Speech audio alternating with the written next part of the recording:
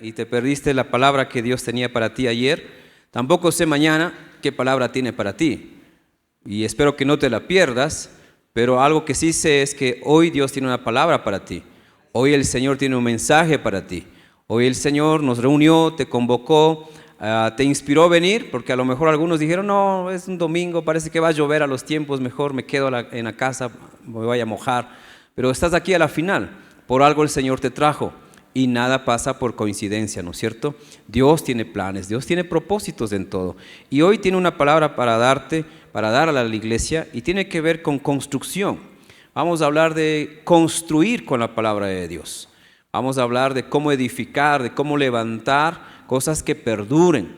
No cualquier plan perdura, sino los planes que vienen de Dios, los que los construimos con el Señor. Y para eso vamos a hacer un poquito de recuerdo, para tomar en cuenta que se puede construir de cualquier manera, pero si construyes de cualquier manera te va a pasar factura en la vida. Las malas construcciones siempre pasan factura. Las malas construcciones son peligrosas. Y vamos a recordar lo que pasó un 16 de abril, más o menos a las 6:58 de la tarde, noche ya.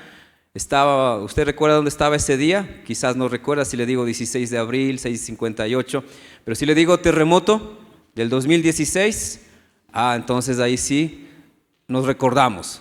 Al menos en mi caso estábamos con mi familia, habíamos cenado, estábamos en la mesa todavía conversando y de pronto nos movemos y comenzó la tierra también a temblar y rápido nuestra primera reacción fue ponernos de rodilla. Nuestros niños estaban pequeños, hace 8 años, eran todavía pequeñitos y oramos de rodillas de ahí porque el terremoto más o menos lo más fuerte tardó 75 segundos, fue más de 1 minuto el movimiento fuerte de la tierra. ¿Ya recuerda eso o no? Algunos más que otros recordamos aún con dolor porque amigos, familiares murieron en ese terremoto. Miembros de la iglesia del Nazareno en la costa ecuatoriana también fallecieron ese día. E incluso alguno de nuestros pastores murió ministrando en esa noche una reunión en la iglesia.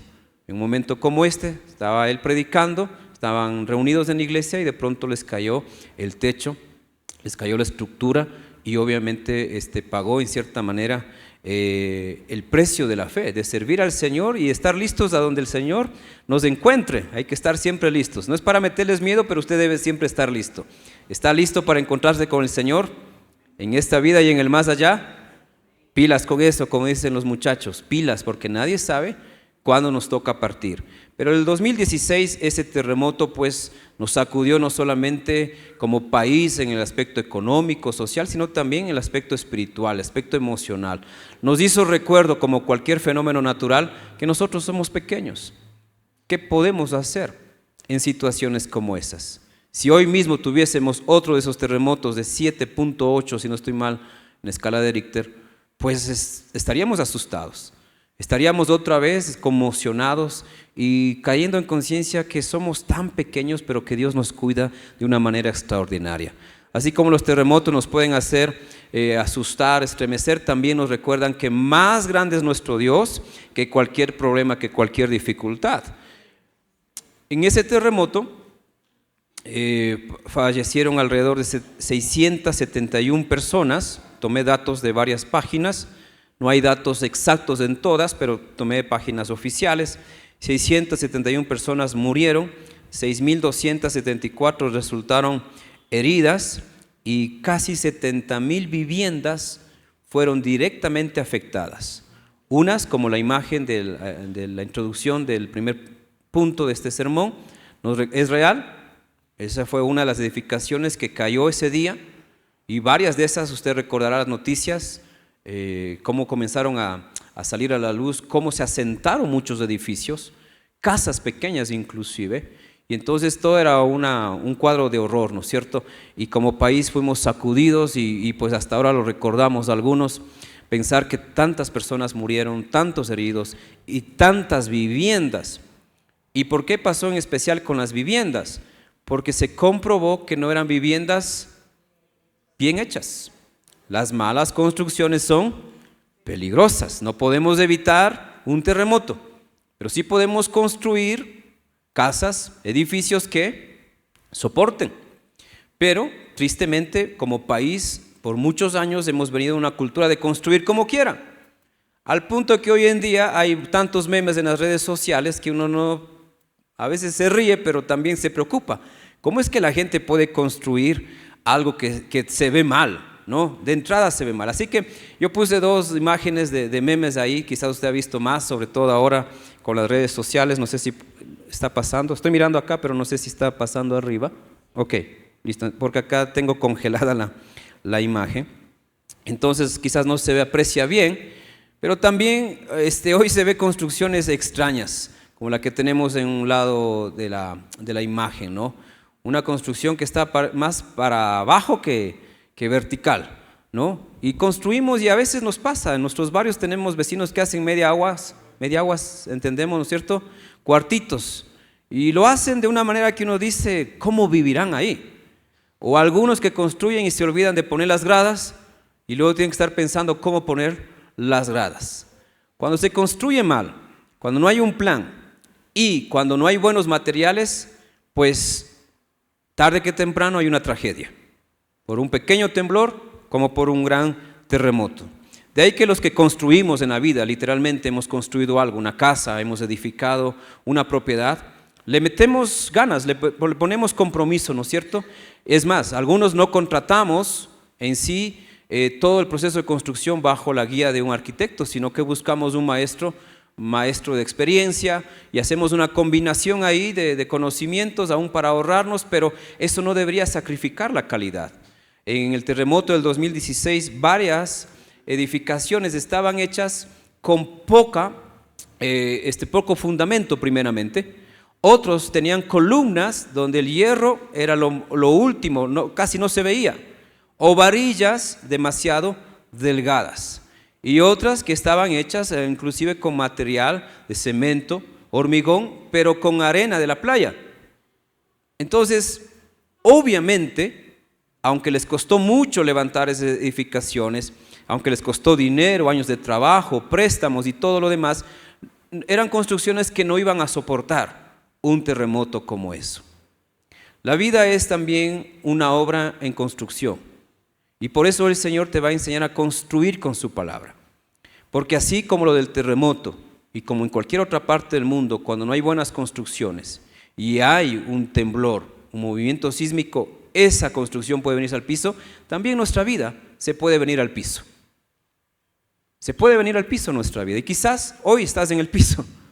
Hoy te sientes más abajo que el suelo inclusive, porque nada te está saliendo bien, porque las cosas que han venido son tan difíciles que tú mismo ya no puedes soportar. No es solo cuestión de perder dinero, no es solo cuestión de perder amistades, sino aún tú sientes un gran vacío en tu corazón, porque algo se cayó, algo dolorosamente perdiste, y viene a ser como una ruina de una construcción que cayó al piso. Y déjame decirte que un edificio se puede volver a levantar, se puede volver a construir, pero una vida es otra cosa, un corazón es otra cosa. Lo que pasó en la costa ecuatoriana, que destruyó tantas viviendas en diferentes ciudades, en casi todas las provincias de la costa, aún 8 años después no se ha logrado reconstruir todo. Hemos tenido 3 gobiernos, 4 gobiernos ya, y todavía hay cosas que aún no se han solucionado. Hay todavía cosas que están por hacer y tardarán años, por falta de recursos, por falta de voluntad política, por falta de alguna cosa, pero es que reconstruir es difícil. Pregunto, ¿qué es mejor? ¿Reconstruir o construir bien? Porque si hablo de reconstruir significa que algo pasó con lo primero, ¿no? A veces en el cristianismo predicamos mucho de restauración y no predicamos de construcción. Está bien, Dios puede restaurarnos, Dios puede levantarnos, pero no es la dinámica de vida que deberíamos tener. Dios no es un Dios reactivo, sino un Dios preventivo. ¿Estamos de acuerdo o no? Hay una gran diferencia entre ser reactivo y ser preventivo. ¿Qué sucede primero? ¿Y qué es mejor, ser preventivo o ser reactivo? si tú haces algo con toda la cautela, con toda la técnica, con toda la inversión justa y necesaria para que se construya, eres preventivo.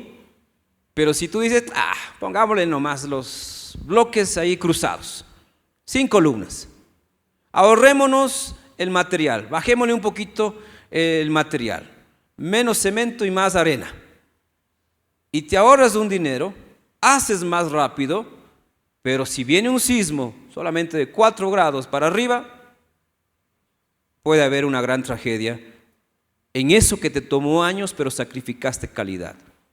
Dios quiere enseñarte esta mañana a construir, porque tu vida no debería ser un meme a la final. Pero siento yo que muchos queremos todavía vivir reconstruyendo. Y eso tarda más, porque tienes que quitar lo que no vale y conseguir recursos para reemplazar lo que no vale y para poner lo que no pusiste antes, buenas columnas, buenos cimientos, buenos materiales. Eso con las viviendas a la final son cosas materiales, que uno con poco más de dinero soluciona. Pero un matrimonio en ruina, pero una familia dividida, un ministerio estéril, ¿cómo? Nuestras fuerzas no son suficientes. Después de una tragedia como la del 2016, los sentimientos no alcanzan. El decir lo siento, espero que te vaya bien, no es suficiente porque la gente se quedó sin casa, se quedó sin vivienda, se quedó sin trabajo. Como pastor, yo no quiero que las ovejas del Señor vivan en ruinas. Reconstruye y reconstruye. Reconstruye y reconstruye. Parcha por aquí, parcha por allá. Tapa un hueco por aquí, aparece otro hueco por allá. Y a veces la vida de la gente es así. Más hubiesen ganado haciendo bien al principio que vivir todo el tiempo solucionando cosas. Gente que fue y compró un material al 50% de descuento o con ciertas fallitas y luego usa en la casa y con la humedad o con el tráfico, con el peso, se quiebra, no aguanta. No quiero que tu vida sea una ruina y Dios tampoco quiere. Por eso te voy a animar esta mañana a construir con la palabra. ¿Y qué podemos construir con la palabra? Todo, realmente.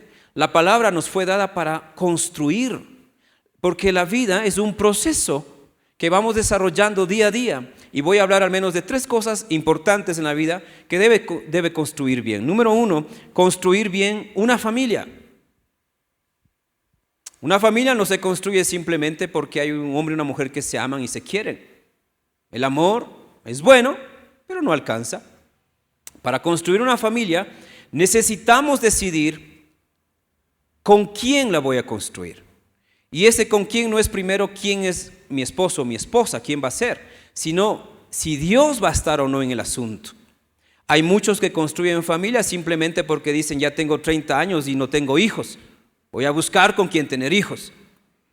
Otros dicen pues ya tengo 40 y no sé qué es el amor, antes de quedarme solterón voy a casarme, y se buscan con quién casarse. Otros por ciclo de la vida, dice chuta, no tengo herederos, tengo tantos millones y no sé a quién dejarle. Voy a tener aunque sea 10 hijos para dejarle una herencia y que lleven mi apellido, para que la gente sepa que existí, ¿no? Por el apellido que van a tener mis hijos. ¿Cómo construyes tu familia? No es un asunto solamente de trabajo. Hay quienes toda la vida trabajaron y hoy tienen autos, tienen casas, tienen dinero, tienen inversiones, pero no tienen familia. Tienen mujer, no tienen esposa. Tienen inquilinos, pero no tienen hijos. Porque parece que dimos por sentado que al ser un pueblo de familia, la gente sabe construir una familia. Y la verdad, como pastor voy a decir que del 100% de personas que conozco, quizás 2 saben construir familia. Los demás no saben construir familia. Los demás están reconstruyendo la familia. Ellos mismos lo dañan y ellos mismos lo vuelven a arreglar.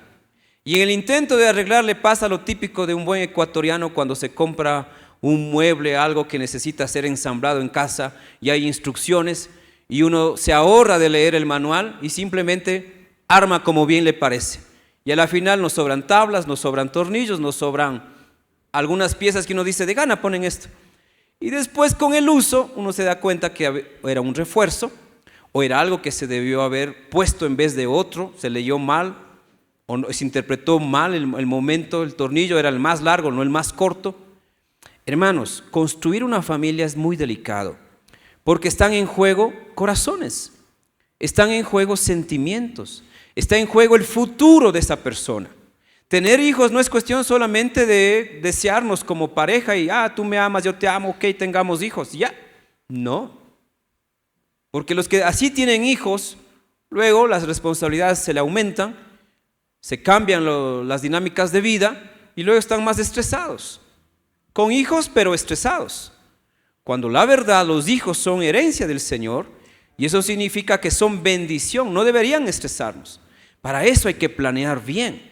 Para eso hay que construir de la mejor manera. El Salmo 127:1 dice: si el Señor no construye la casa, si el Señor no está en tu familia, si tú no estás involucrándole a Dios en tu plan familiar, el trabajo de los constructores es una pérdida de tiempo en la NTV. Imagínense, hace más de 2500 años aproximadamente ya se tenía este principio.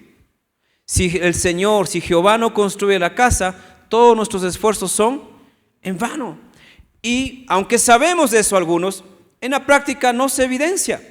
La gente se casa cuando quiere, la gente forma familia con quien quiere, la gente tiene hijos de cualquier manera y vienen a la iglesia y aunque están en la iglesia, no están construyendo una familia. Están viviendo un grupo de personas, pero no son familia. Duermes con tu mujer, con tu hombre, pero no es tu esposo, porque no entiendes lo que es ser esposo y tener esposo, y no entiendes lo que es tener una esposa. Tener una familia no es cuestión solamente de desearla, es construirla con Dios. Y en el proceso de construcción, Dios no es un obrero, Dios es el arquitecto. El problema de muchos cristianos es que consideran a Dios el maestro mayor. ¿Sí? Entonces yo soy el inversionista, yo soy el dueño, yo puse la plata y yo le digo al maestro como quiero. Yo he tenido vecinos, tenemos ahora a alguien cerca de casa que siempre está arreglando algo. Cada semana tiene otro maestro. Y puedo escuchar a veces la discusión del dueño con el maestro, ¿no? El que puso la plata. No quiero así. Y el maestro, pero señor, esto no va a funcionar, tiene que ser. Luego usted póngame porque yo lo digo, ¿no? Y luego de una semana hay otro maestro. O sea, no hay un plan. Hay dinero, hay un terreno, hay una necesidad, pero no hay una buena dirección. Así como construir un edificio, una casa, no es cosa que se debe tomar a la ligera, mucho menos la familia. ¿Quién debe ser el arquitecto de nuestras familias? ¿Tú? ¿Tú? Yo no. El arquitecto es Él. Él tiene la visión, Él tiene el plan. Yo soy un obrero. En mi propia casa yo soy un obrero. Es como debes verle al Señor. Pero muchos le ven a Dios como el maestro mayor, al que le pueden reclamar, decir lo que debe hacer y enojarse porque no lo hizo, porque no responde, porque no le siento, como que Él estuviese a nuestra o bajo nuestra autoridad. No, nosotros estamos bajo su autoridad. Construye tu familia, pero constrúyelo con Dios y Dios como el arquitecto de tu familia. Él sabe cuándo es el tiempo, ¿o no? No es el tiempo de casarte, pero ya quieres casarte. No es el tiempo de tener hijos, pero ya tuviste hijos. Luego las consecuencias, ¿quién la paga? ¿Él o nosotros? Nosotros mismos. La gente no quiere hacer al estilo de Dios. Ese es el gran problema. Piensan que el matrimonio es obsoleto. No, la humanidad es la obsoleta. Porque el matrimonio como diseño divino es la mejor forma de tener un matrimonio. Guardarse puros para llegar al matrimonio, hacer todo en orden para tener la bendición de Dios. Eso es hacer familia bajo la guía de Dios. Pero cuando no es bajo la guía de Dios, tú me amas, yo te amo, no somos esposos, pero nos queremos, durmamos juntos. Total, después vamos a ser familia. hacer las cosas a nuestra manera, se pueden hacer. Pero ¿resistirá un terremoto? ¿Resistirá las pruebas de la vida que van a venir? Esa es otra pregunta. Isaías 59, 21 nos da la seguridad de que Dios quiere intervenir en la construcción de nuestras familias, pero que debemos dejarle actuar. Debemos dejarle a Él que Él tome el control. Isaías 59, 21 en la Reina Valera dice: y este será mi pacto con ellos, dijo el Señor. Escuche, es un pacto. No es solamente una promesa, es un pacto, un compromiso de Dios. El Espíritu mío que está sobre ti y mis palabras que puse en tu boca no faltarán de tu boca, ni de la boca de tus hijos, ni de la boca de los hijos de tus hijos, dijo Jehová, desde ahora y para siempre. Pero este plan, este pacto, no se va a ejecutar si yo no me uno a la manera de Dios, al estilo de Dios. Si tú solamente tomas este versículo y lo quieres vivir, no funciona así.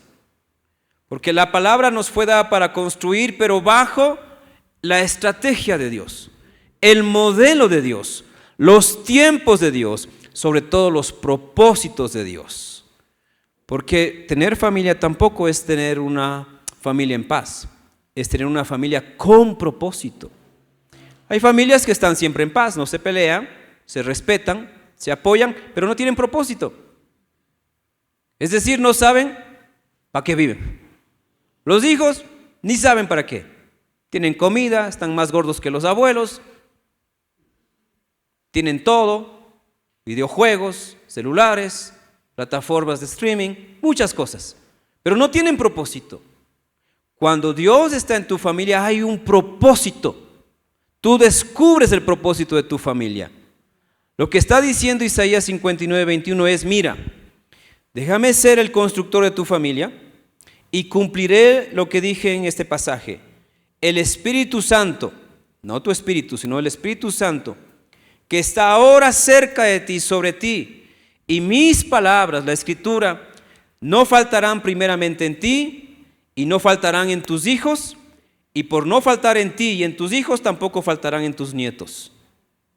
Un Dios que quiere construir familias generacionales con bendición. Pero temo yo que mucha gente no quiere entregarle al Señor la dirección de la obra. Quieren ser esos propietarios que le dicen al maestro mayor lo que ellos quieren que se haga. Y sacrifican calidad por ahorrarse unos cuantos centavos. Y sacrifican cosas que a la final les va a pasar una factura. Y si ya te ha pasado eso, me entiendes. No puedes darte el lujo de arriesgar tu familia. Tienes que construirla bajo la bendición de Dios. ¿Les parece? Y hoy en día podemos ver la gran diferencia, porque aunque no tenemos un sismo últimamente y esperamos que no pase, sin embargo, la pandemia vino a ser un terremoto, y en la pandemia muchos se divorciaron, en la pandemia muchos se traicionaron, mucho adulterio, mucho también maltrato, violencia física, ni se aguantaban. Algunos no quieren que se repita la pandemia, no tanto por el virus, sino por no estar encerrado otra vez con esa bestia. O sea, porque fue difícil para algunos. Y no digan amén, guárdenselo en el corazón, pero no digan amén. Porque les costó convivir, les costó verse todos los días. Porque la vida normal del trabajo de hoy, un buen día, te amo, te beso, y algo más quizás según la familia, la pareja, y en la noche nos vemos, listo. Pero todo el tiempo en la casa, para muchos, necesitaron psicólogos, necesitaron psiquiatras, porque se dieron cuenta que no sabían ser familia. Se sentaban a comer y no sabían de qué hablar. No estaban acostumbrados a hablar. Pasaban las horas y como muchos solo a la cocina, a la refri, ¿no es cierto? Algunos ganaron muchas bendiciones en esa época, porque no había más que hacer, o al menos no había en nuestra mentalidad opciones como deportes, manualidades, tecnologías que aprender mientras estábamos en la cuarentena. Cuando tienes una familia conforme el modelo de Dios, vas a ir viviendo el propósito de Dios en tu familia. en tu esposo, en tu esposa. Pero la gente no quiere vivir los tiempos de Dios, ni la estrategia del Señor. Pero no hay otra forma, no hay otra manera de levantar una familia. La mejor manera es bajo la guía de Dios, bajo la bendición de Dios, bajo los propósitos de Dios. Así que si ahora tienes familia, tienes que cuidarla más. Y si te toca reconstruir en el nombre del Señor, reconstruye. Quizás no te toca construir, sino reconstruir. Más difícil todavía, pero se puede. Y a veces la reconstrucción empieza con un simple pedir perdón.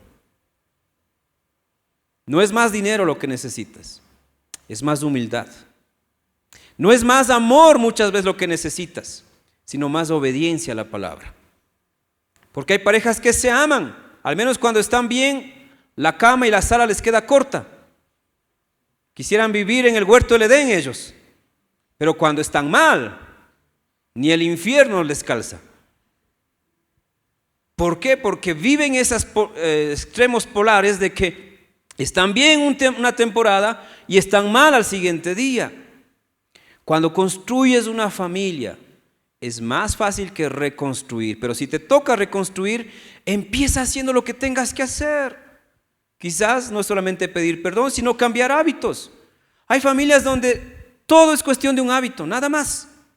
He tenido consejerías donde vienen llorando, gritando, y pastor, no sé qué hacer, me voy a divorciar, y escucho 1000 horas todo lo que tienen que desahogarse. Y a la final, como no hablo las primeras sesiones, a veces me preguntan, ¿por qué no habla, pastor? Porque estoy escuchando. Pero ya dígame algo. No, usted siga hablando, hable. Total, me paga $20 la hora, así que más horas, más bendición. Entonces a la cuarta, quinta reunión recién estoy hablando. Y a veces le digo, ya tengo lo que usted necesita. Sí, por fin mi vida se va a arreglar. Ya Dios le dijo algo. Uy, ¿qué cosa será? ¿Qué tendré que hacer? ¿Cuánto tendré que leer? ¿Cuánto tendré que invertir? ¿Qué operación tendré que hacerme para verme bien? Y simplemente es un hábito. A veces simplemente son hábitos. Gente que no sabe expresar su amor en familia porque nunca aprendió a expresarlo. Y cuando le digo, hermano, lo que usted tiene que hacer es expresar su amor en familia. ¿En serio? Sí, nada más. Cada día. Dígale a su esposa que le ama, abrace a sus hijos, béselos, bendígalos, ore con ellos. Solo exprese su amor, lo que tiene aquí dentro. Pero ¿y cómo van a cambiar? Solo exprese su amor, nada más, eso es todo. Son $200, gracias. Porque como buenos profesionales a veces solo es cuestión de saber qué tornillo hay que mover, ¿no es cierto? A veces usted lleva una computadora para que le revisen y solo había que resetearla y ya, $40 por la revisión. No cobro por si acaso, pero a veces el arreglo es tan pequeño. Es cuestión para otros de dejar el mal carácter, nada más. Es cuestión de dejar el mal carácter.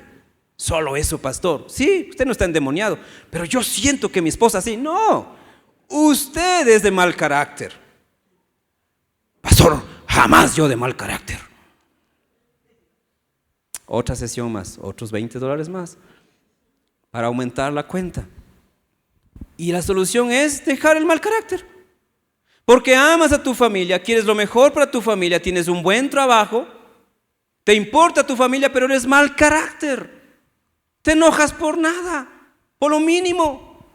Y ya tu sistema cerebral está acostumbrado a enojarse. Se ha descubierto que los que se enojan, como cualquier otra emoción, crean redes de pensamiento que funcionan igual.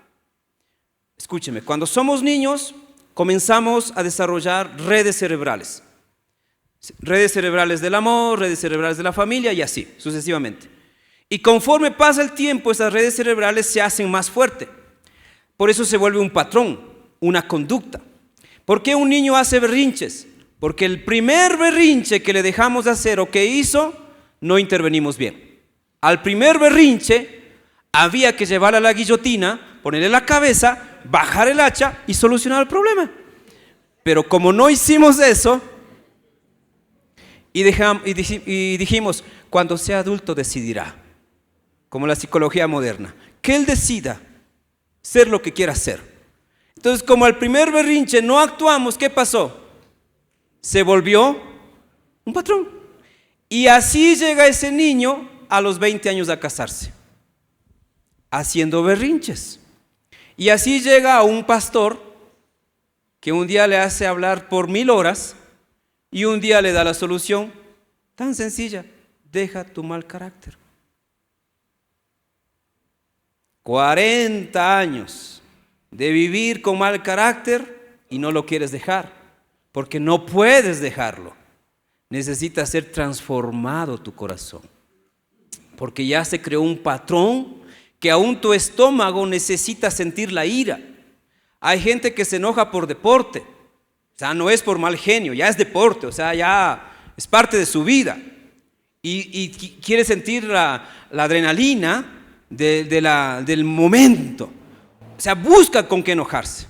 Ellos no oran como nosotros: Señor, dame un buen día, sino: Señor, dame una razón para enojarme.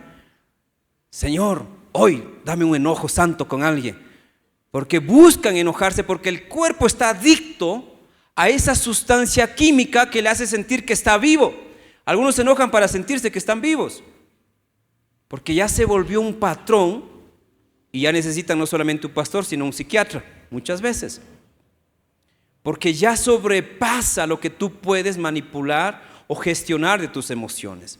Así de grave puede ser tu vida si no pones en uso el modelo de Dios. Hay gente que traiciona a su esposo o a su esposa, no porque no le ame a su esposo. ¿Quieres saber cuál es la mejor manera de criar un hijo fiel? ¿Quieren saberlo?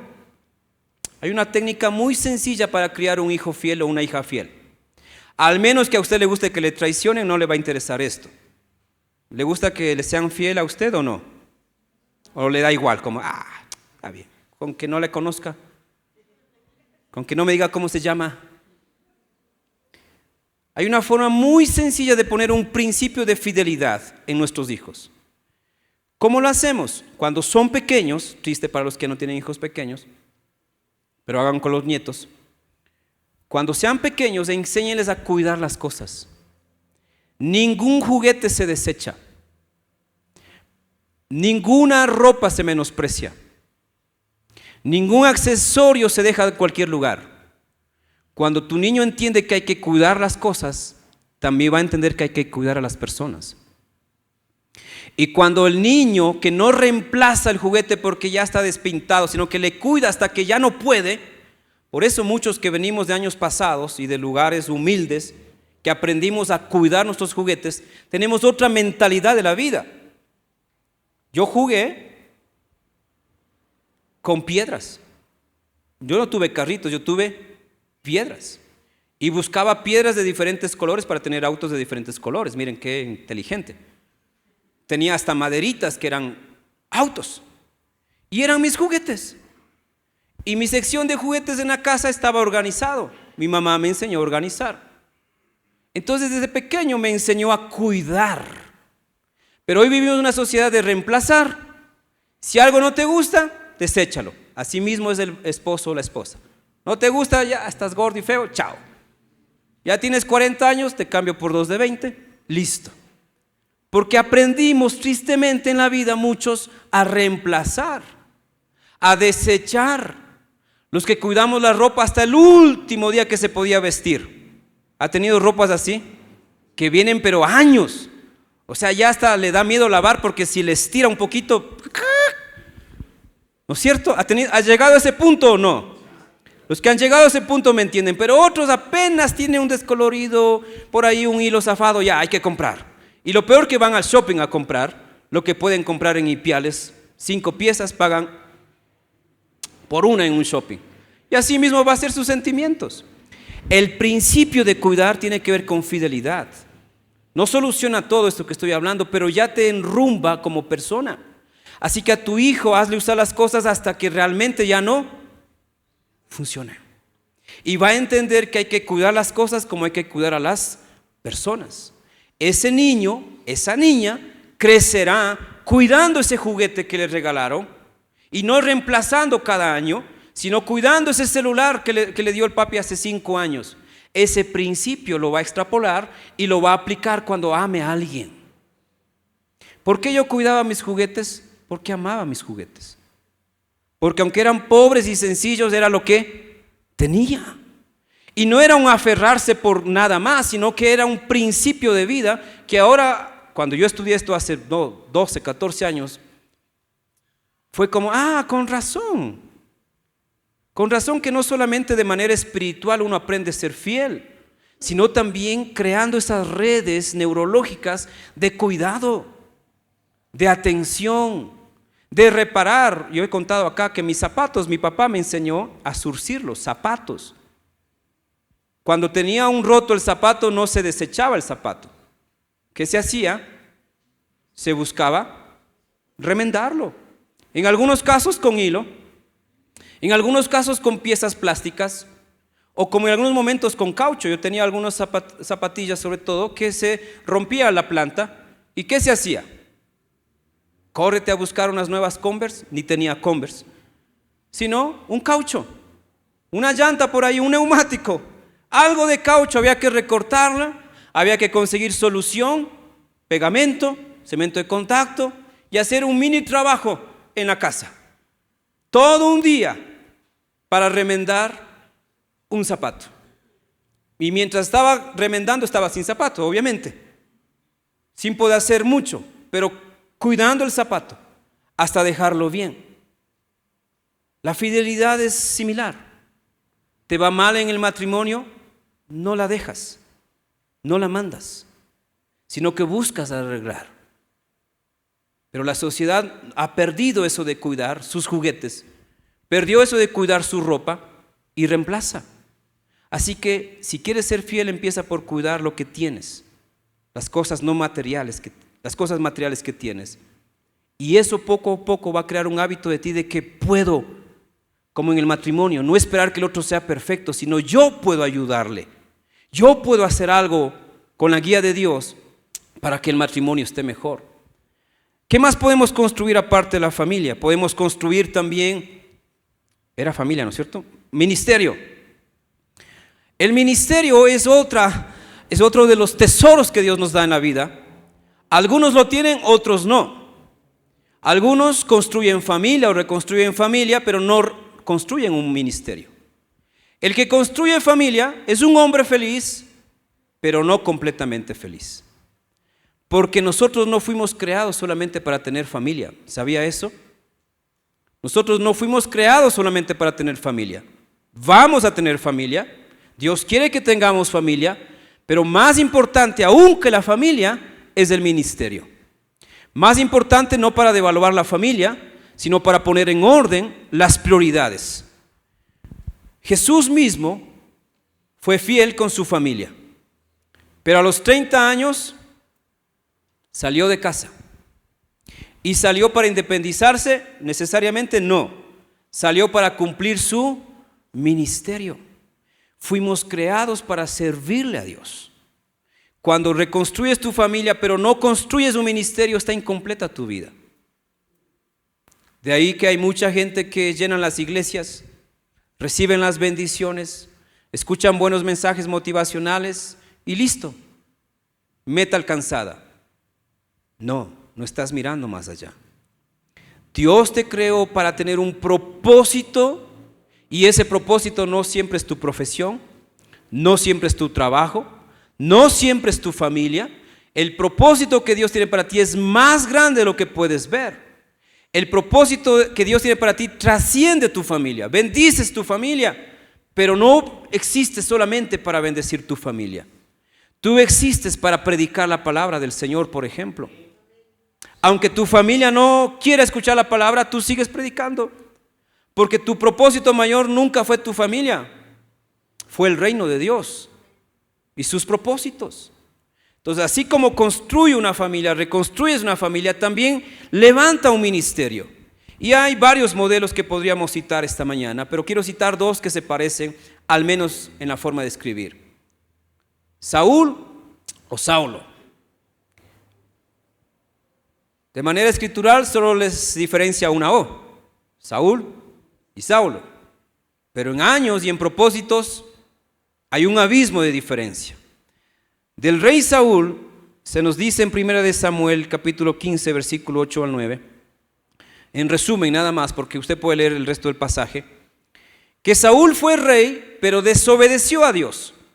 Y a partir del versículo 8 se nos dice que Saúl capturó vivo al rey Agag, el rey de los amalecitas.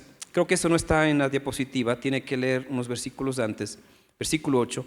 Perdonó la vida al rey, pero mató a todo su ejército. Saúl y sus soldados se sintieron mal de destruir todo, así que le perdonaron la vida a Agag, pero se quedaron con lo mejor del ganado, las mejores ovejas y los carneros. Se quedaron con todo lo que valía la pena y destruyeron lo que no tenía mucho valor. Si uno lee solamente esos versículos, dice, qué buen rey, hizo cosas buenas, destruyó enemigos, perdonó la vida, que hay que perdonarla, perdonó la vida de los animales y listo, no está tan mal.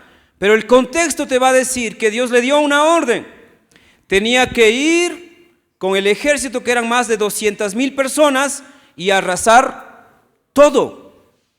Él cumplió, pero cumplió a medias.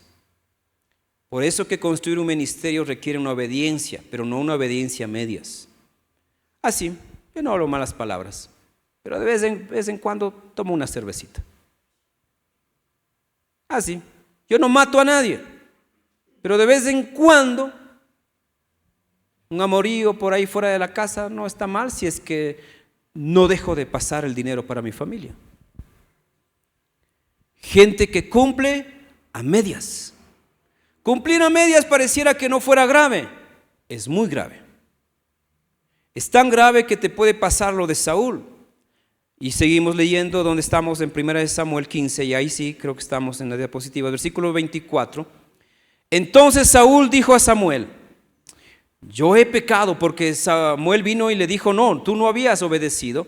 Y mire lo que hace Saúl, en vez de reconocer su error, dice, en vez de reconocer su error de manera completa, dice, yo he pecado, pues he quebrantado el mandamiento de Jehová y tus palabras, porque temí al pueblo y consentí a la voz de ellos. Está echando la culpa a los demás, al pueblo. Cuando él fue el rey y tenía toda la autoridad y no la usó, ahora que es confrontado dice, sí, yo pequé, sí, yo soy débil, sí, yo soy hombre, es que yo soy de carne y hueso, sí, entre comillas reconoce algo, pero dice consentí a los demás, es decir, escuché la voz de los hombres en vez de escuchar la voz de Dios. En el ministerio tendrás que decidir qué voz escuchar. Ni siquiera mi propia voz determina lo que debo hacer.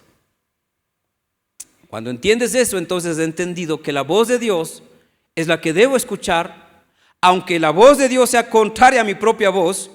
¿A quién debo obedecer? A Dios. Pero a muchos les cuesta esto. Yo quisiera ser cristiano, pero chuta, mis amigos de los viernes son bien felices. Chuta, es que Dios, no sé si debo servirle tanto o voy a ser, no debo ser fanático. Entonces voy el domingo a la iglesia, pero el viernes también tengo mis tiempos. Me voy a un concierto, viene Maná. ¿Existe todavía ese grupo? En mi época, en mi juventud había, no sé ahora. Creo que ya están podridos, pero creo que existe todavía. El viernes me voy al concierto de Maná, el viernes me voy al concierto de Luis Miguel, el viernes viene cualquiera, y el domingo voy y me pongo a cuentas con Dios. Eres como Saúl, que haces lo que te conviene y juegas con los dos lados. Juegas con la carne, con el mundo, y pretendes jugar con Dios. Entonces Samuel le confronta a Saúl, y Saúl le culpa al pueblo, y dice Saúl le dice, perdona pues ahora mi pecado. En vez de pedirle perdón a Dios, le pide perdón a Samuel. Me ha pasado a veces en la consejería que hay gente que quiere que, como que yo le diga, está bien, le entiendo, y como que eso es todo, ¿no? A mí me puede contar todo, pero a él tiene que pedirle perdón. El hecho que yo le escuche no significa que Dios le perdona. El hecho que me confiesa a mí su situación no significa que él ya lo sabe y entonces ya está arreglado. No, tiene que tener un tiempo con Dios y restaurar su relación con Dios. Samuel entonces sigue escuchando estas barbaridades de Saúl Y Saúl le dice: vuelve conmigo para que adore a Jehová. Samuel respondió a Saúl: no volveré contigo porque desechaste, escuche bien, desechaste la palabra de Jehová, y Jehová te ha desechado para que no seas rey sobre Israel. ¿Qué haría usted si hubiese sido usted un rey? Y un profeta como Samuel le dice: el Señor te ha desechado, ya no te va a usar. ¿Qué reacción tendría usted? ¿Lloraría? ¿Buscaría una nueva oportunidad o no? Yo diría sí, yo buscaría una nueva oportunidad, porque yo sé que Dios es Dios de oportunidades. Pero mire lo que hace Saúl cuando escucha esto. Le dice, y volviéndose Samuel para irse, Saúl se asió de la punta de su manto y éste se rasgó, es decir, se lanzó de alguna manera como diciendo: no me dejes, ¿sí? En vez de buscarle a Dios, busca el apoyo de Samuel, que Samuel en sí podría haberle apoyado, pero en ese momento no necesito el apoyo de Samuel, necesito el apoyo de Dios. Pero no se queda el asunto ahí. Se rasgó entonces el manto de Samuel. Samuel le dijo: Jehová ha rasgado hoy de ti el reino de Israel y lo ha dado a un prójimo tuyo mejor que tú. Además, el que es la gloria de Israel no mentirá, es decir, era una decisión tomada. No mentirá ni se arrepentirá, porque no es hombre para que se arrepienta. Y él dijo: Saúl, yo he pecado, pero te ruego que me honres delante de los ancianos de mi pueblo y delante de Israel, y vuelvas conmigo para que adore a Jehová, tu Dios. Si tuviéramos más tiempo de explicar todo esto, usted podría ver a un hombre que tuvo la gracia de Dios, la unción de Dios, pero cuando decidió obedecer a medias, lo perdió todo. Y cuando pierde todo y es confrontado, en vez de quebrantarse y arrepentirse, dice: está bien, en otras palabras, al menos hónrame delante del pueblo, ven conmigo, hazme quedar bien. Ya quedé mal con Dios, pero al menos no me hagas quedar tan mal delante de la gente. En otras palabras, qué vergonzoso. Un ministerio no es cualquier cosa, hermanos. Un ministerio es algo precioso de parte de Dios. Y todos tenemos un ministerio. Bíblicamente a todos el Señor nos ha encargado, nos encargará un surco, una línea de trabajo en el reino de los cielos. A todos. Tal vez a algunos 3 surcos, tal vez a otros 10, pero generalmente 1 o 2. Como yo decía en mi época, guachitos, no sé si sabe esa palabra. Surquitos, donde uno siembra, donde uno trabaja. Pero hay mucha gente que no quiere el ministerio, quiere la bendición, la restauración, quiere la prosperidad, pero no quiere el ministerio. Y yo sé que hay muchos predicadores que animan con la prosperidad y con la bendición, pero ay de mí si yo predicara eso y no lo que enseña la palabra.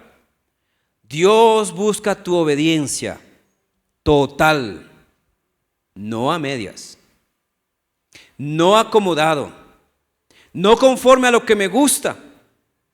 A Saúl le costó perder la unción por obedecer a medias. No puedes caminar un día con el mundo y otro día con Dios. Tarde que temprano el Señor te va a confrontar, y quizás hoy es la mañana para confrontar a algunos de parte del Señor. Así que no me veas a mí, porque quizás el Señor está cansado de tu juego. Quizás el Señor te está dando una nueva oportunidad antes de que venga algo peor, porque Dios es Dios de gracia, y cuando confronta siempre es para bien. Es para evitarte algo peor. Pero ¿qué hizo el rey Saúl? No le importó, realmente no le importó haber fallado a Dios, porque es lo que dijo a la final: está bien, Samuel, yo he fallado a Dios, pero acompáñame, acolítame, hazme quedar bien delante de la gente. Cumplamos con los rituales para que la gente esté tranquila. ¿Qué estaba haciendo Saúl? Escogiendo al hombre antes que escoger a Dios. Buscó quedar bien con la gente antes de buscar quedar bien con Dios. ¿Qué eliges tú? ¿Qué eliges tú? ¿Quedar bien con la gente o quedar bien con Dios? Porque por Dios tendrás que decir la verdad.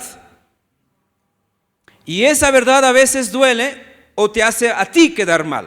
Yo he estado en situaciones en las que no he podido mentir, no porque no he podido en el sentido de capacidad, sino que Dios ya me cambió.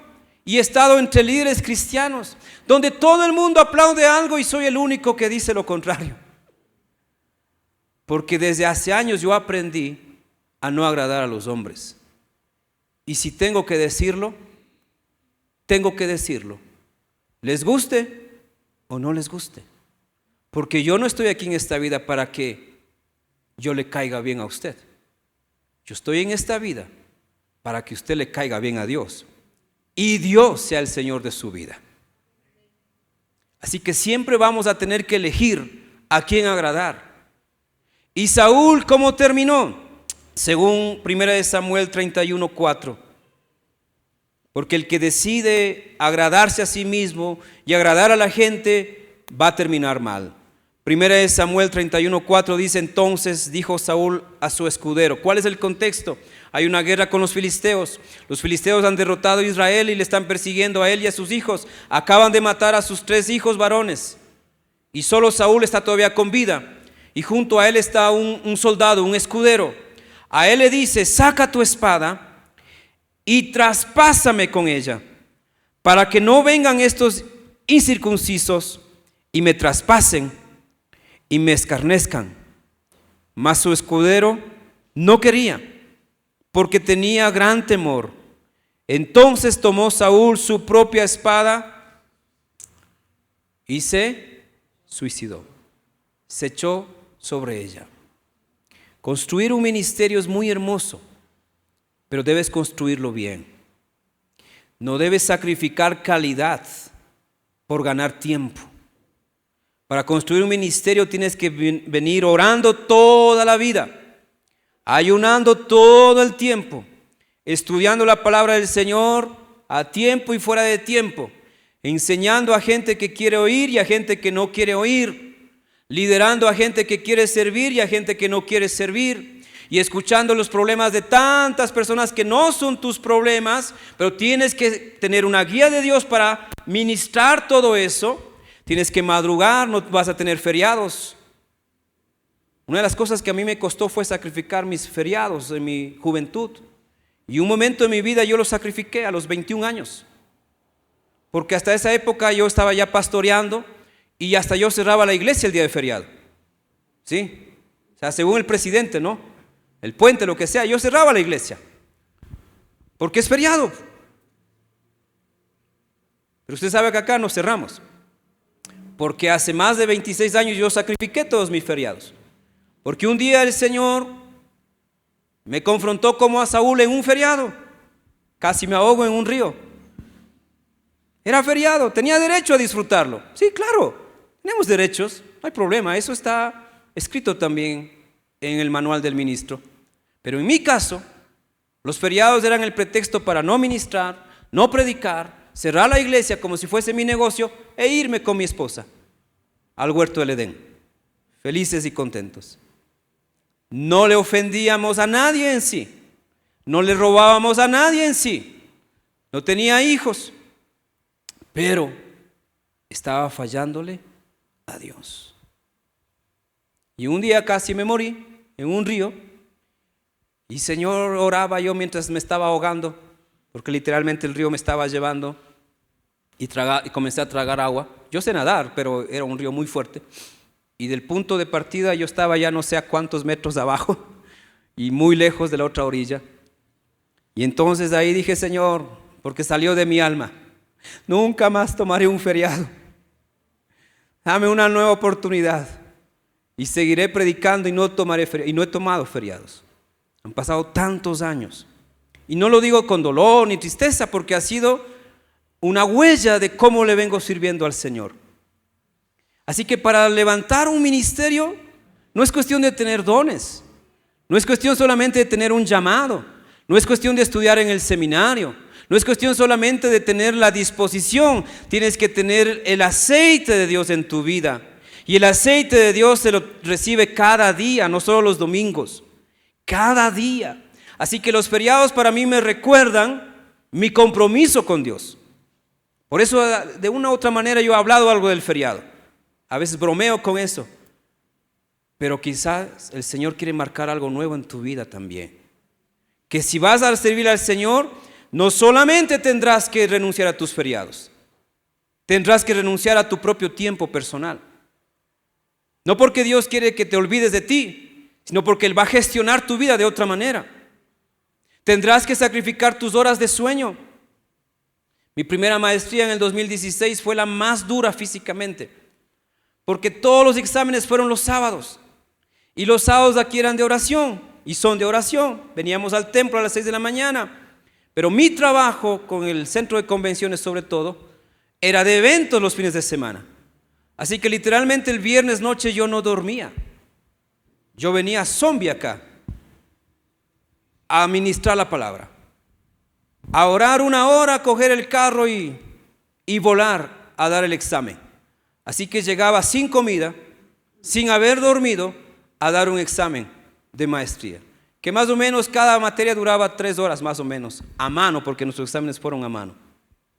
Porque era una maestría de proyectos, entonces había que hacer muchas cosas, cálculos y ubicar programas y tantas cosas a mano. Así que terminaba esos exámenes de la jornada, eran 2 exámenes cada sábado, entonces volvía a la 1:30 de la tarde, más muerto que vivo. Y en la tarde teníamos discipulado, teníamos actividades en la iglesia, y le daba y seguía. ¿Cansado? Sí, pero en el propósito de Dios. Todo el cansancio ayuda para bien. Si vas a servirle al Señor, tendrás que pensar bien, no para quedarte en la orilla, sino para caminar como Pedro sobre las aguas, porque el Señor te va a guiar el resto del camino. Servir al Señor no es un asunto entonces de gusto, es un asunto de compromiso. Servir al Señor no es un asunto solamente de que no sé qué más hacer.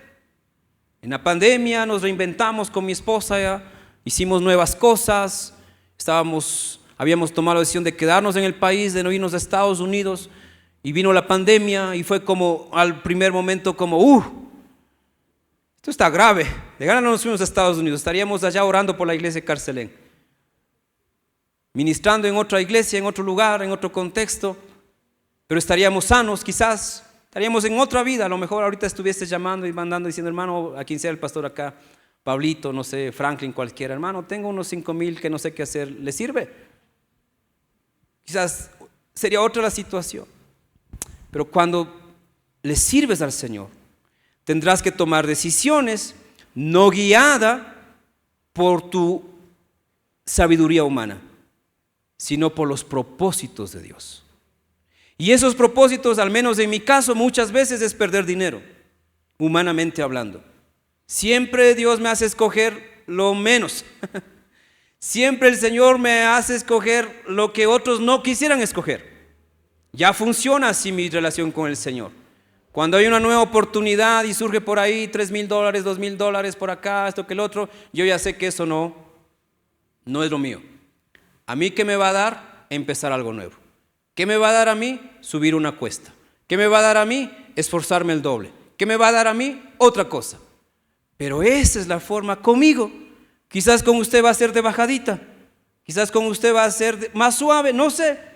Pero igual, el uno y el otro debemos serle fiel al Señor, conforme el llamado que Él nos haga.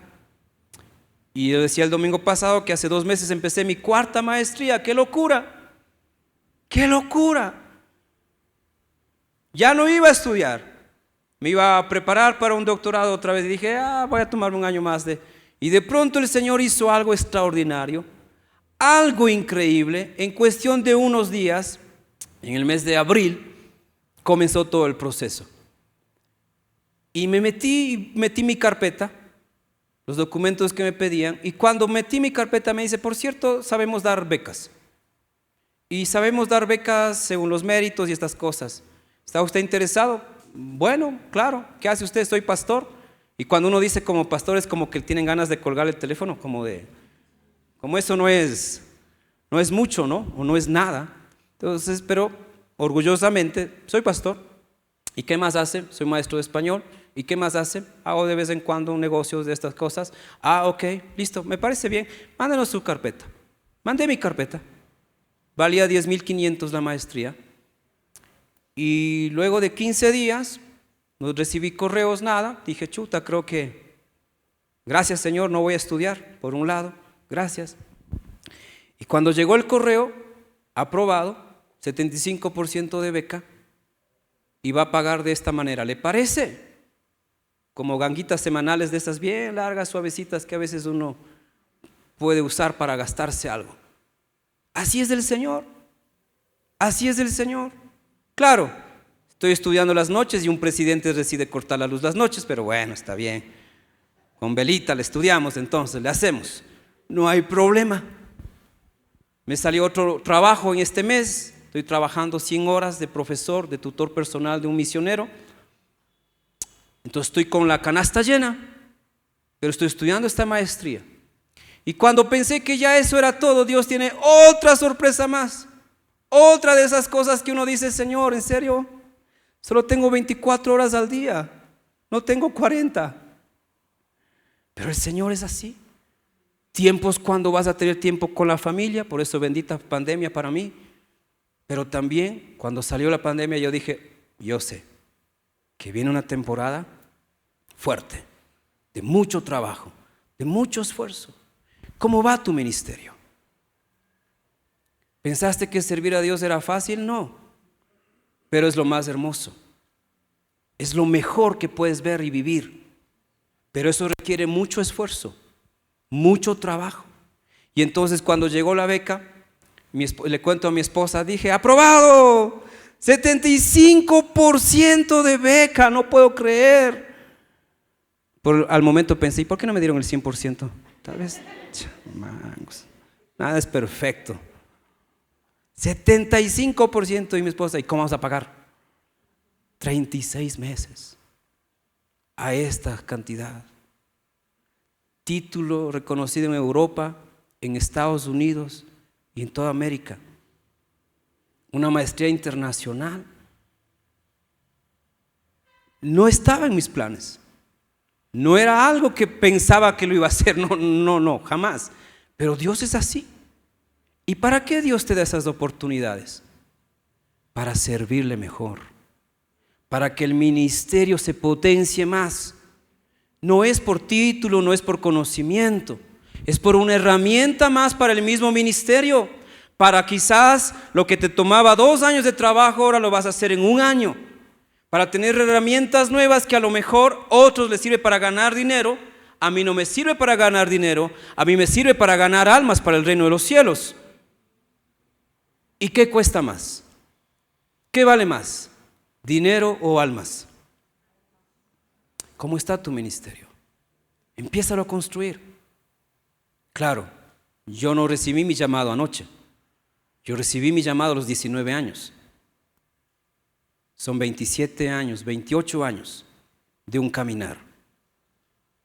Los primeros 15 años los más difíciles del ministerio, donde tuve que no solamente predicar, sino poner dinero para que podamos predicar. Porque la primera iglesia que nos llamó a predicar no nos daba nada y no fuimos por eso, gracias a Dios. Tranquilo, hermano, no se preocupe, las 5 hermanas, o 5 hermanos o 4. No se preocupe, yo vengo aquí a servir al Señor. Dios me llamó, no tienen que darnos nada. No tienen que preocuparse de eso, simplemente vamos a servir. 15 años de muchas cosas. 15 años de caminar y de abstenerte, los primeros más difíciles, los 15, pero también estos años 27, 28. Años en que tienes que desvelarte, años en que tienes que trabajar, años en que tienes que estar haciendo muchos malabares para alcanzar con todo. Pero el Dios que te llama, el Dios que te usa es fiel. Jamás te dejará, jamás te dejará. Siempre estará contigo. El ministerio no es un asunto entonces de una temporada de la vida, es la vida. Dice 2 Timoteo 4, 6 al 8, hablando de los últimos tiempos del apóstol Pablo. Saulo también se conoce como el apóstol Pablo. 2 Timoteo 4, 6 al 8. En cuanto a mí, mi vida ya fue derramada como una ofrenda a Dios, Se acerca el tiempo de mi muerte. He peleado la buena batalla. He terminado la carrera y he permanecido fiel. Ahora me espera el premio, la corona de justicia que el Señor, el juez justo, me dará el día de su regreso. Y el premio no es solo para mí, sino para todos los que esperan con anhelo su venida. ¿Qué diferencia con Saúl?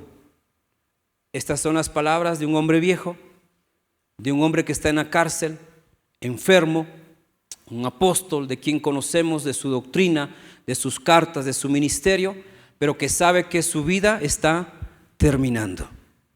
Y qué palabras más preciosas. Él mismo dice: terminado mi vida como una ofrenda a Dios. Eso es el ministerio. El ministerio no es estrés. El ministerio no es obligación. Si ya estás sirviendo en iglesia, en un ministerio, siempre recuerda, es una ofrenda a Dios. No es un compromiso con el hombre. No es un compromiso con la organización. No es un compromiso ni contigo mismo. Es un compromiso con el Rey de Reyes y Señor de Señores. Y eso yo me lo repito cada día también. Mi vida es una ofrenda. Otro libro que estudiar. Mi vida es una ofrenda. Otra cosa que gestionar. Mi vida es una ofrenda, otro problema que resolver. Mi vida es una ofrenda, otra consejería que dar. Mi vida es una ofrenda, pero jamás he visto que Dios me ha dejado. Tu ministerio será aún más fructífero que el mío, 100 veces mejor, 1000 veces mejor, porque el Dios al que yo le sirvo me ha demostrado que es fiel con los que no teníamos nada, con los que no sabíamos nada, con los abandonados, con los marginados. El Señor escoge a veces lo más vil del mundo. Y tú eres hijo del Rey. Sírvele como lo que es Él, el Rey. Y una vez que empecé a estudiar la maestría y comencé a programarme para pagar en 36 meses, hace más de un mes alguien me llamó, una de esas conexiones que Dios hace, y me ofrece este nuevo trabajo, y en 3 meses voy a pagar lo que iba a pagar en 36 meses. Y lo que empecé con esfuerzo, con fe, y aún me presupuesté, porque son 36 meses, decía yo al principio, para pagar. Dios, que es más grande de lo que uno ve, lo que uno piensa, une cosas, une cabos, y de pronto un contrato para en 3 meses cancelar algo de 36 meses. ¿Acaso eso no me hace ver cómo Dios es tan hermoso y perfecto? ¿Pero fue algo que busqué? No, es algo que Él lo planea. Cuando construyes tu ministerio, Él es el arquitecto. Tú solamente eres un obrero. ¿Cuántos hemos sido alguna vez obrero de algo? En algún trabajo, en alguna empresa. ¿Hemos sido obreros de los últimos? ¿Alguien ha sido obrero así del rango más bajo? ¿Alguien? Porque voy a hablar de eso para que me entienda. Porque a veces los jefes no entienden lo que vivimos los que estamos abajo, ¿no es cierto? Los que hemos limpiado baños. ¿Recuerdan mi lección de cómo destapar baños? ¿Cómo aprendí? Pero no les he contado todo. También yo hice de jardinero. Yo también regué aguas en las plantas, corté mala hierba, trasplanté plantas, arreglé jardines, puse ladrillos. No era mi trabajo. Mi trabajo era administrar el lugar. Pero yo comencé a orar cada mañana a las 6, bendiciendo ese lugar donde trabajaba. Y no era mi tarea, no me contrataron para regar agua. No me contrataron para quitar la mala hierba. Pero como yo no vivo para trabajar, sino yo vivo para servirle, no tengo problema de hacer otras cosas que el lugar necesita o donde yo esté. Así que, ¿qué hice yo? Mi compromiso de orar 6 de la mañana en el lugar de mi trabajo implicaba orar con los ojos abiertos regando agua y quitando mala hierba. Y mientras sacaba algo, limpiaba un jardín, luego otra semana otro jardín, otro ambiente, yo estaba orando por ese lugar para que haya más bendición, porque así como había más bendición para el lugar, también habría más bendición para mí. Cuando entiendes lo que es ministerio, el trabajo es una herramienta para la gloria de Dios. Y en esa época yo llegué a atender más de 2000 eventos, sin Facebook, sin WhatsApp, sin ninguna herramienta de promoción. Mi herramienta fue la oración y el trabajar lo más abajo. Era el administrador, luego fui el rector, pero siempre estuve sacando hierba. Siempre estuve arreglando los jardines. En mi propia oficina, ya cuando fui rector, había empleados y esas cosas. Yo dije, no, mi oficina no van a limpiar. Uy, qué cochino ese pastor. No van a limpiar porque yo la voy a limpiar. No me pagan para limpiar el baño, pero yo puedo limpiar el propio baño de mi oficina. No me van a traer el agua, yo voy a traer el agua. No me van a servir el café porque los otros tenían sirvientes hasta para el café, para el agua, para el té y para todo eso. No, en mi oficina nadie sirve el café. Yo voy a hacer el café y yo voy a servir el café. En mis reuniones nadie limpia la mesa de reunión. Yo limpio la mesa de reunión. Yo cojo el paño, yo cojo el desinfectante, yo cojo la escoba, la aspiradora y queda limpia. Cuando entiendes que eres un ministro de Dios, no trabajas, sirves porque todo lo haces para el Señor y como para Él, Señor. Y del Señor viene la paga, no del hombre. Del Señor viene la remuneración, no del contrato. ¿Amén o no? Pablo dice entonces, he acabado la carrera, mi vida es como una ofrenda, he peleado la buena batalla, he terminado la carrera, he permanecido fiel. Un día diremos esto, un día yo estaré, si no enfermo antes, a los 96 años más o menos estaré diciendo algo similar, con menos dientes, en 3 piernas o 4, no sé, tal vez aquí de pie o tal vez en una camilla, en esta iglesia o en algún lugar, diré algo similar, porque sé que el ministerio no es una temporada de la vida, es parte del camino de la vida. ¿Para qué vives tú? Construye un ministerio guiado con Dios y terminarás en las manos de Dios. Y si no llego a los 96 años y Dios me lleva más joven, porque ahora tengo 32, pero si el Señor me lleva a los 35, diré lo mismo. Terminé mi carrera. Porque el ministerio no lo dejo porque yo lo quiera dejar. El que me llamó dice hasta cuándo le debo servir. Así que si le vas a servir al Señor, recuerda, no hay fecha de caducidad, no hay jubilación, no es cumplo los 65 y a vivir la vida. El ministerio es el viaje más hermoso con Dios para ver milagros, para ver cosas sobrenaturales, para ver cosas extraordinarias. Solo los que estamos en el ministerio podemos ver de primera plana, de primera mano, todo lo que Dios hace, todo lo que Dios es capaz de hacer. ¿Qué más puedes construir con la palabra? Puedes construir tu vida personal. Una familia, un ministerio, son 2 grandes desafíos posibles de hacerlo, de construir con Dios, pero muchos no logran esto porque su propia vida no está construida, no está reconstruida. Quieres construir una familia, pero tu propia vida necesita ser reparada. Tu propia vida necesita ser mejorada. Y hay una sola manera de construir nuestra vida personal. Y no es teniendo una figura buena. Y no es teniendo una formación académica buena. Y no es teniendo un buen trabajo. Ezequiel 36, 25 al 27 nos da la respuesta. La mejor manera de construir nuestra vida personal está en Ezequiel 36, 25 al 27.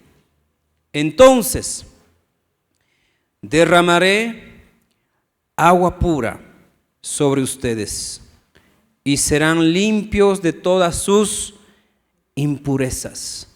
Les daré un corazón nuevo y les infundiré un nuevo espíritu. Les quitaré ese corazón de piedra y pondré un corazón de carne. Tendré mi espíritu en ti, lo haré para que vivas por mis leyes y para que obedezcas mis reglamentos. No hay una mejor manera de construir tu vida personal. Mira, no es hacerte una persona de gimnasio, de fitness. No es ni siquiera realizarte como profesional, como hombre, como mujer en una familia. La mejor manera de reconstruir o construir tu vida personal, según el caso, es con el Espíritu de Dios en ti. No es cuestión de reinventarse, le decía a alguien de ustedes en esta semana. Reinventarse es un término que se usa mucho en el coach, en el desarrollo de personas. Reinvéntate. Reinventémonos. Tienes que pensar en reinventarte. No. La Biblia habla de algo de mucho mejor que la reinvención. Porque esa reinvención para algunos significa divorciarse y buscar un más guapo. Para muchos esa reinvención significa liberarse de un trabajo y vivir la vida loca. No, no es una reinvención.